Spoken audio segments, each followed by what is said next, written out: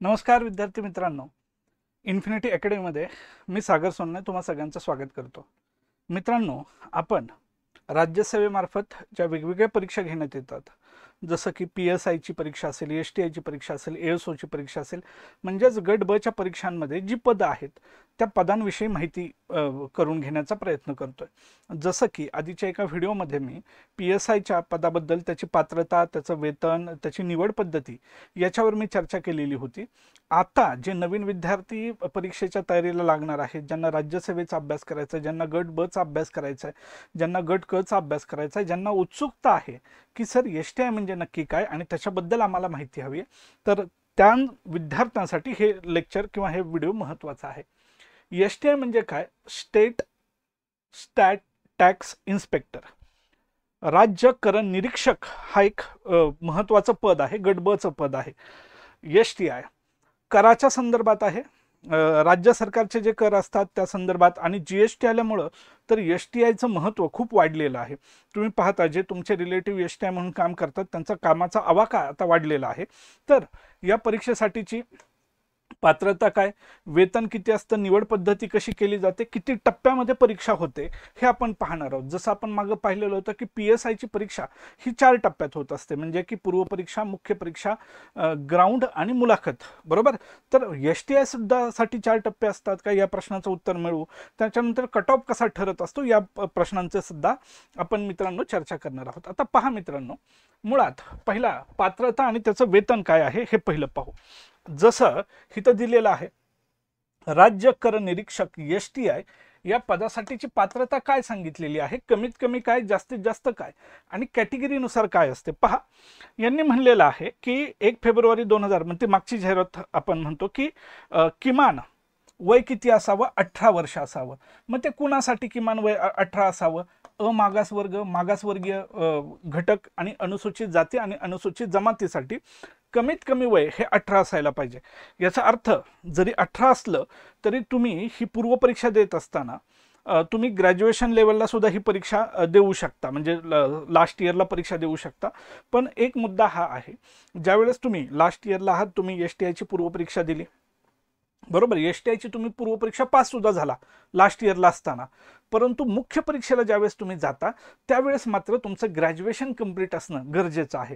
म्हणजे जरी कमीत कमी 18 वर्ष सांगितलं असलं तरी यामध्ये तुमचं ग्रॅज्युएशन कंप्लीट असायला पाहिजे, हे मात्र तुम्ही काय ठेवा, व्यवस्थित लक्षात ठेवा. आता हे पहिला पण कमाल मर्यादा, किमान मर्यादा, आता आपल्याला कमाल मर्यादा पाहिजे, जास्तीत जास्त किती आहे. अमागास वर्ग जो आहे, ज्याला आपण ओपन म्हणतो, मागास वर्गासाठी वय वर्ष आहे 38 वर्ष, हे लक्षात ठेवायचं. PSIला होतं 31, पण STIला काय आहे, 38 आहे. त्याच्यानंतर जे मागासवर्गीय घटक आहे, जे अनाथ मुलं मुली आहेत किंवा अनुसूचित जाती आणि जमातीतल्या विद्यार्थ्या आणि विद्यार्थ्यांसाठी वयाची अट ही 43 आहे, हे लक्षात ठेवायचं. वयाची अट किती आहे मित्रांनो, 43 मॅक्झिमम, मिनिमम किती आहे, 18 वर्ष. त्याचबरोबर प्रावीण्य प्राप्त जे खेळाडू असतील, ज्यांना नॅशनल आहे, नॅशनलला ज्यांचं मेडल बसलेलं आहे, बरोबर, तर त्या अमागास घटकांसाठी वय वर्ष 43, आणि त्याचबरोबर मागासवर्गीय घटक, अनुसूचित जाती, अनुसूचित जमाती यांच्यासाठी सुद्धा किती सांगितलेले, 43 सांगितलेले. म्हणजे बऱ्याच विद्यार्थ्यांची हे असतं की कन्फ्युजन असतं. मला अनेक ग्रामीण भागातल्या महिलांचे फोन येत असतात, म्हणजे इन्फिनिटीला चौकशीसाठी, की सर आम्हाला STI करायचं आहे, सर आम्हाला ASO करायचं आहे, पण वयाची मर्यादाच आम्हाला माहीत नाही, मी परीक्षा देऊ शकते का हे मला माहीत नाही. अशा ग्रामीण भागातील भगिनींनी एक गोष्ट लक्षात घ्या, मागास वर्गातील असाल म्हणजे ओपन घटकातील असाल तर 38 आहे, आणि मागासवर्गीय घटकामध्ये येत असाल तर वय वर्ष 43 आहे. प्रावीण्यता प्राप्त खेळाडू ज्यांना नॅशनलला मेडल आहे त्यांना 43, आणि ज्याला म्हणजे मागासवर्गीय खेळाडू यांना सुद्धा 43 सांगितलंय. त्याचबरोबर माजी सैनिक, आणीबाणी व अल्पसेवा राजादिष्ट अधिकारी यांच्यासाठी सुद्धा अमागास वर्गासाठी 43 सांगितलेलं आहे, आणि मागासवर्गीय घटकांसाठी सुद्धा वयाची अट किती सांगितलेली आहे, 43 सांगितलेली आहे.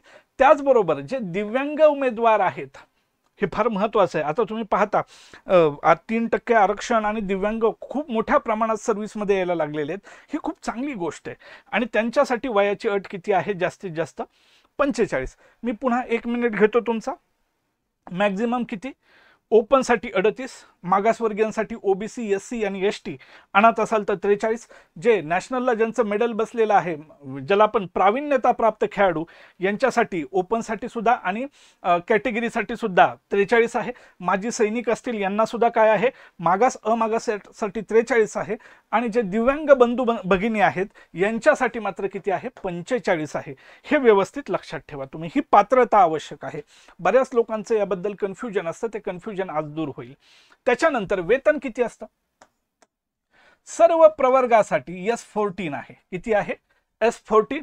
कमीत कमी 38,600 आणि जास्तीत जास्त 1,22,800. जशी तुमची सिनियरिटी वाढत जाईल तसा तुमचा पगार काय होत जाईल, वाढत जाईल. बरोबर.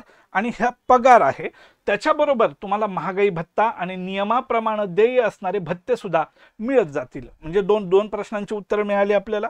एक म्हणजे पात्रता आणि दुसरं म्हणजे काय, वेतन. आता शैक्षणिक पात्रता काय आहे हे समजून घ्या. तुम्हाला माहिती आहे की एक तर तुमचं ग्रॅज्युएशन झालं पाहिजे. आता याच्यामध्ये काय म्हणलंय, मान्यता प्राप्त विद्यापीठाची पदवी किंवा महाराष्ट्र शासनाने विहित केलेले समतुल्य अर्हता पाहिजे त्याला. बरोबर. दुसरा मुद्दा फार महत्वाचा आहे बघा, मुख्य परीक्षेकरिता अर्हता प्राप्त ठरलेल्या उमेदवारांना मुख्य परीक्षेच्या प्रवेशासाठी विहित पद्धतीने आवश्यक ते अर्ज माहिती सादर करण्याच्या अंतिम दिनांकापर्यंत पदवी परीक्षा उत्तीर्ण होणं आवश्यक आहे. जसं मी मगाशी म्हणलं त्याप्रमाणे पूर्व परीक्षा देताना ग्रॅज्युएशन नसेल तरी चालेल, परंतु मुख्य परीक्षेचा फॉर्म भरण्याची अंतिम तारीख जी आहे त्या तारखेपर्यंत तुम्ही मुख्य परीक्षा तुमचे ग्रॅज्युएशन कंप्लीट झालं पाहिजे. जर ते झालं नसेल तर तुम्हाला मुख्य परीक्षा देता येणार नाही. तुमचं वय 18 असलं तरी सुद्धा कमीत कमी, म्हणजे 18 कमीत कमी सांगितलेले, पण मुख्य परीक्षेच्या वेळेस तुमची पदवी झाली पाहिजे. हे लक्षात ठेवा तुम्ही. समजतंय का मित्रांनो? जर तुम्हाला आपलं ही माहिती महत्त्वाची वाटत असेल तर आपलं चॅनलला नक्की सबस्क्राईब करा. हा व्हिडिओ तुम्हाला महत्त्वाचा वाटत असेल तर नक्की लाईक करा आणि जास्तीत जास्त लोकांपर्यंत शेअर करा. इन्फिनिटी आपण यासाठी खूप प्रयत्न करत असतो, विद्यार्थी केंद्रित राहण्याचा आपला प्रयत्न असतो. पुढे पहा, मराठी भाषेचे ज्ञान आवश्यक आहे, ते सिलेबसमध्ये पुढे सांगताच येईल मला. आता परीक्षा पद्धती बघायची. जसं मी सांगितलं की PSIला 4 टप्पे आहेत, तसं STIला 4 टप्पे नाहीत, STIला 2 टप्पे आहेत. मुळात STI ही बऱ्याच लोकांची ड्रीम पोस्ट असते. मुलींसाठी तर ही खूप चांगली पोस्ट आहे, कारण की 10 ते 6 असा त्याचा जॉब आहे. PSIचा जॉब हा हेक्टिक आहे. PSIच्या जॉबमध्ये तुम्हाला रस्त्यावर उतरून काम करावं लागतं, पण STIच्या पोस्टमध्ये तुम्हाला थेटपणे रस्त्यावर उतरून काम करावं लागत नाही. PSIच्या याच्यामध्ये जितका तुमच्यावर कामाचा लोड असतो, मला असं नाही म्हणायचं की STIला कामाचा लोड नाही, परंतु जे प्रेशराइज जे होतं ते STIमध्ये तितकंसं होताना दिसत नाही. 10 ते 6 जॉब आहे, ऑफिसमध्ये बसून काम करायचं आहे.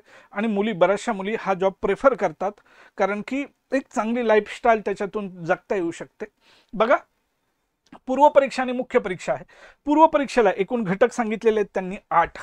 पूर्व परीक्षेमध्ये मी रिपीट सांगतो, पूर्व परीक्षेमध्ये नंबर ऑफ क्वेश्चन असतात 100, त्याला मिळणारे मार्क सुद्धा असतात 100. बरोबर. क्लिअर झाला मुद्दा? म्हणजे एका प्रश्नाला 1 मार्क आहे आणि आपल्याला पेपर सोडवायला जो वेळ मिळतो तो आहे 60 मिनिट, म्हणजे जवळपास 1 तास असतो. आणि त्याच्यामध्ये कोणते घटक आहेत, त्याला GSचा पेपर म्हणलं जातं, ज्याच्यामध्ये इतिहास आहे. इतिहासामध्ये एक समजून घ्या, आपल्याला प्राचीन भारत आणि मध्ययुगीन भारताचा अभ्यास नाही तर आधुनिक भारताचा अभ्यास आहे. भूगोल आहे, ज्याच्यामध्ये महाराष्ट्राचा भूगोल विशेष अर्थानं असतो, जगाचा सुद्धा असतो आणि देशाचा सुद्धा असतो. भारतीय अर्थव्यवस्थेचा अभ्यास आहे, चालू घडामोडीचा अभ्यास आहे, भारतीय राज्यघटनेचा सुद्धा अभ्यास आहे, सामान्य विज्ञानाचा अभ्यास आहे. त्याचबरोबर अंकगणित आणि बुद्धिमत्ता या विषयांचा सुद्धा आपल्याला अभ्यास आहे. हे एकूण 8 घटक आहेत आणि ह्या 8 घटकांच्या आधारावर आपला 100 प्रश्न विचारले जातील. सरासरी 12 ते 15 प्रश्न विचारले जात असतात. त्याचा अभ्यास आपल्याला व्यवस्थित करून घ्यायचा आहे. राज्यसेवेचा अभ्यासक्रम वेगळा आहे, STIचा अभ्यासक्रम वेगळा आहे, हे समजून घ्या. आणि सरळ सेवेचा अभ्यासक्रम हा वेगळा आहे. ठीक आहे. आता बऱ्याच लोकांचा प्रश्न पडतो की सर कट ऑफ कसा लागतो. एक गोष्ट लक्षात घ्या मित्रांनो, कट ऑफ ठरण्याच्या 2 फार महत्त्वाच्या गोष्टी असतात. एक, number of post number of post, बरोबर. आणि पेपर कसा होता, कसा होता. आता पहा, नंबर ऑफ पोस्ट जर जास्त असतील, नंबर ऑफ पोस्ट जर जास्त असतील तर मुख्य परीक्षेला क्वालिफाय होणारे लोक काय असतात, जास्त असतात. पोस्ट जास्त, कट ऑफ कमी येण्याची शक्यता असते. आणि दुसऱ्या बाजूला पेपर जर अवघड असेल तरी सुद्धा कट ऑफ खाली येतो. आणि पेपर सोपा आला तर कट ऑफ जास्त जातो. पेपर सोपा आला म्हणजे सगळ्यांना सोपा गेलेला आहे आणि सगळ्यांना मिळालेले मार्क जास्त आहेत. जसं आत्ताचा बघा, गट ब चा निकाल लागला, गट ब चा निकाल लागला.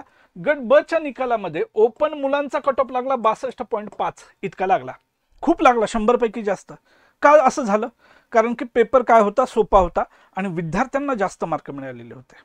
त्यामुळे कट ऑफ ठरण्याच्या म्हणजे सर मला पेपर कसा गेलाय पण ओव्हरऑल पेपर कसा सगळ्यांना गेलेला आहे, ॲव्हरेज मार्क किती आहेत, आणि ॲव्हरेज पेक्षा 10 मार्क, जर ॲव्हरेज आहेत मुलांना 50 मार्क तर तुम्हाला 60 मार्क पाहिजेत तर तुम्ही मेन्सला क्वालिफाय व्हाल. मुलांना आहेत ॲव्हरेज मार्क 50 आणि मला आहेत 48, अवघड आहे. मुलांना आहेत 50 मार्क ॲव्हरेज, मला 53-54, मग ते तळ्यात मळ्यात आहे, माझं होईल की नाही. अभ्यास असा करायचा आहे की मी कट ऑफच्या किमान म्हणजे सरासरी जे मार्क पडलेले आहेत मुलांना त्याच्यात 10-12 मार्क पुढे असलं पाहिजे. प्रत्येक वर्षी कट ऑफ वेगवेगळा असतो. म्हणजे मी आता कट ऑफ बद्दल एवढाच लागणार हे बोलणं फार चुकीचं आणि मूर्खपणाचं ठरेल. दोन गोष्टी, नंबर ऑफ पोस्ट आणि पेपर कसा होता यावर सगळं तो कट ऑफ ठरत असतो.